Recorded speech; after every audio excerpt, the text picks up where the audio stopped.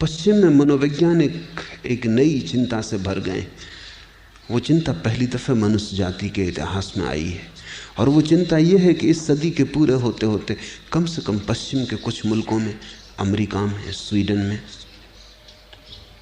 इतनी सुख सुविधा हो जाएगी और सारा काम करीब करीब स्वचालित यंत्रों से होने लगेगा कि आदमी के पास बहुत समय बचेगा। तो मनोवैज्ञानिकों को बड़ा खतरा है कि आदमी करेगा क्या, क्योंकि अभी खाली होने की योग्यता आदमी की नहीं, अभी चुप बैठने की क्षमता आदमी की नहीं। थोड़ा सोचो, सारा काम यंत्र कर देता हो और तुम्हारे पास कुछ काम ना बचे। अभी यद्यपि तुम रोते हो कि काम ही काम है, कोई फुर्सत नहीं, अभी तुम सोचते भी हो कि फुर्सत मिल जाए तो तुम कुछ विश्राम कर लो, यद्यपि अभी भी जब फुर्सत मिलती तुम विश्राम करते नहीं। रविवार की छुट्टी काटे नहीं कटती। रविवार की छुट्टी काटने को तुम कितने उपाय करते हो। पिकनिक को चले, कोई उपद्रव ना था तो उपद्रव बांधा, घर नहीं बैठे रह सकते। छुट्टी काटे नहीं कटती। रविवार के दिन तुम सोमवार की राह देखने लगते हो, कब सुबह हो, कब तुम अपने काम में लगो। थोड़ा सोचो कि पूरा जीवन रविवार की छुट्टी हो, तुम बच सकोगे उतने विश्राम में? तुम झेल सकोगे उस शांति को, उस एकांत को? नहीं, तुम कुछ ना कुछ खतरे कर लोगे, तुम कुछ झंझटें खड़ी करोगे, तुम कुछ उपाय करोगे जिसमें तुम उलझ जाओ। मनोवैज्ञानिक कहते हैं कि हमें कुछ ऐसे काम खोजने पड़ेंगे जिनकी कोई ज़रूरत तो ना होगी, लेकिन लोग जो खाली नहीं बैठ सकते उनको हमें देना पड़ेंगे। और एक बड़ी अनूठी बात ख्याल में आनी शुरू हुई है, और वो ये कि जो लोग बिल्कुल खाली बैठने को राजी होंगे उनको सरकार तनख्वाह देगी कि वो खाली बैठने के लिए राजी। जो काम करेंगे उनको तनख्वाह नहीं मिलेगी, क्योंकि काम भी लो और तनख्वाह भी लो, दोनों एक साथ। ये आज हमें अजीब लगता है, और कम से कम पूरब के मुल्कों में तो बहुत अजीब लगता है, जहाँ गरीबी है, जीवन बड़ा दुविधापूर्ण है। लेकिन पश्चिम के मुल्कों में ये घड़ी करीब आ रही। 20 वर्षों के भीतर, इस सदी के पूरे होते होते, जो लोग खाली बैठने को राजी होंगे उनको सज्जन कहा जाएगा, जो नहीं बैठने को राजी होंगे वो दुर्जन समझे जाएंगे।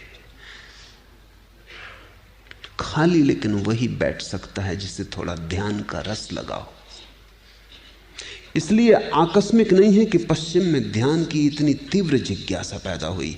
अकारण कुछ भी नहीं होता। जब कोई चीज घटने के करीब होती है तो चेतना उस तरफ उत्सुक होने लगती है। अगर तुम यहां मेरे पास पश्चिम से दूर दूर से आते लोगों को देखते हो तो आकस्मिक नहीं है, बड़ी तीव्र आकांक्षा पैदा हुई कि स्वयं के साथ अकेले होने का सुख क्या है उसे जानना जरूरी है, क्योंकि दूसरे के साथ न तो सुख कभी मिला है न मिल सकता है। दूसरे के साथ केवल दुख मिला है, लेकिन मजबूरी यह है कि अकेले होने की हम कला नहीं जानते। इसलिए दूसरे के साथ दुख मिले, नरक मिले तो भी कोई उपाय नहीं, रहना तो दूसरे के साथ ही पड़ेगा, क्योंकि अकेले होने में और भी महानरक हो जाता है। तो अकेले के नरक से हम सदा दूसरे का नरक चुन लेते हैं। कम से कम दूसरा तो मौजूद है, नरक ही सही, थोड़ी बातचीत तो हो लेती, झगड़ा ही सही। तुमने कभी ख्याल किया कि अगर तुम खाली छोड़ दिए जाओ तो तुम कहोगे इससे बेहतर दुश्मन के साथ होना। अपने साथ होने से भी बेहतर दुश्मन के साथ होना लगता है। झगड़ा तो होगा, गाली गलौज तो होगी, कुछ जीवन तो मालूम होगा। ये मुर्दे की तरह बैठे ऐसे तो बिखर जाएंगे, ऐसे तो फिसल जाएगा मकान।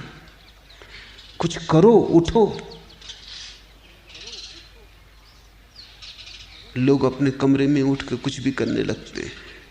मैं ट्रेन में बहुत दिनों तक यात्रा करता था तो अक्सर ऐसा हो जाता कि कमरे में मैं और दूसरा आदमी अकेला होता।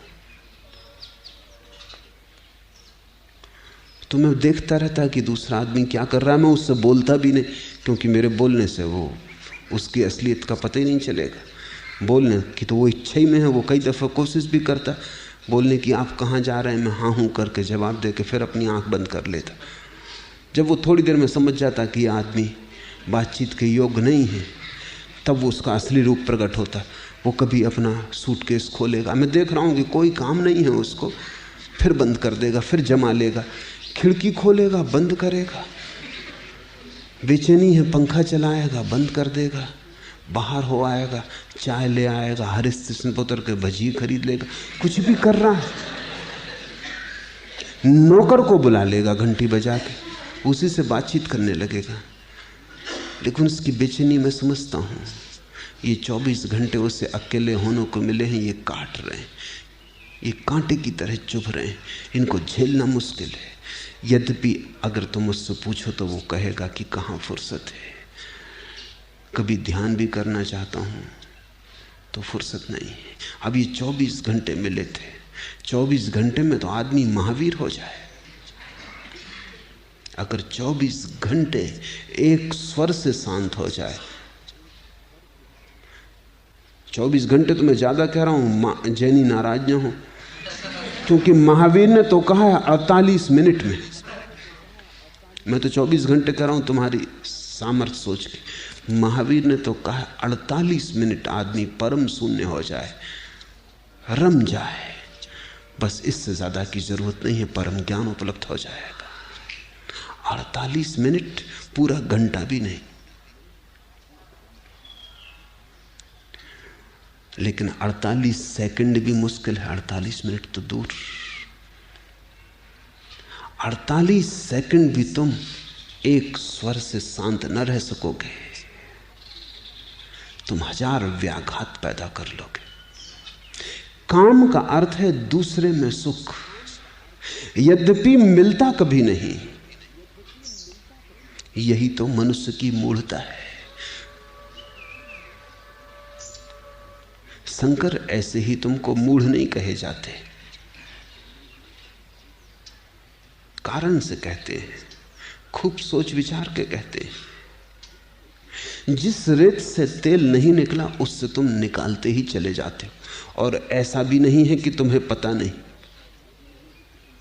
अगर पता ना होता तो तुम अज्ञानी थे। अज्ञानी माफ किया जा सकता है, मूढ़ को माफ नहीं किया जा सकता। मूढ़ वो है जिसे पता भी है और फिर भी निकाल रहा है, क्योंकि करे क्या, रेत ही है और कुछ दूसरा स्रोत पता नहीं जहां से तेल निकाला जा सके। खाली भी नहीं बैठा रह सकता, तो रेत से ही निकाल रहा है। तुम जरा गौर करो अपने जीवन पर। ये मूढ़ता की बात तुमसे ही कही गई है, इसे थोड़ा विचार करो।